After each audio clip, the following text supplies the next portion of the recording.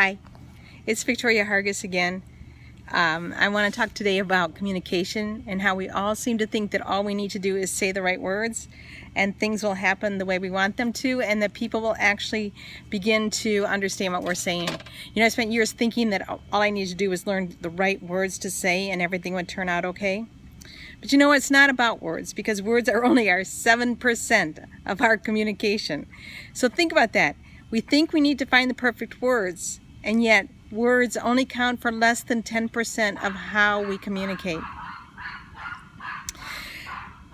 In reality, words are about 7% of what people take in.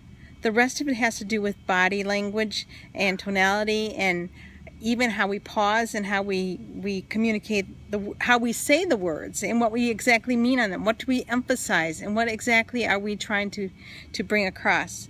How many times have you been in a conversation or a discussion and found that the communication really went down the toilet pretty fast because people were not even listening to the words?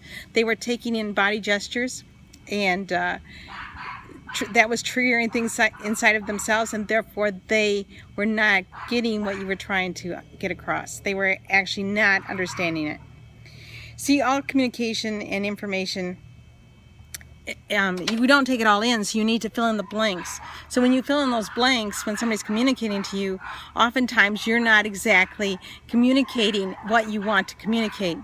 Remember, they're listening with their ears, and what they had to, sorry about the dogs, and what they had to fill in with their information from their childhood. So you're not going to communicate what you think you're communicating. And it's important to understand that, because when you stand up to give a presentation, or if you want to say something in your family and have it come across in a way that doesn't cause an argument, you have to be aware that what people are hearing is not necessarily what you're saying. Life actually begins, and communication begins outside our comfort zone. We have to be willing to look at how we communicate and what response we're getting. If the response we're getting is not what we want, the easiest and best way to get the response we want is to actually change our communication.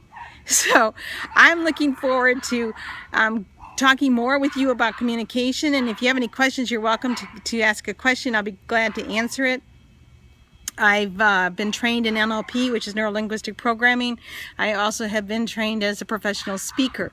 So it has been a long journey, but a fun journey in learning how to communicate better, so that my listeners and my audience can understand and hear what I have to say. I'm looking forward to the next talk, next Periscope. See you soon. Have a great day. Thank you. Bye.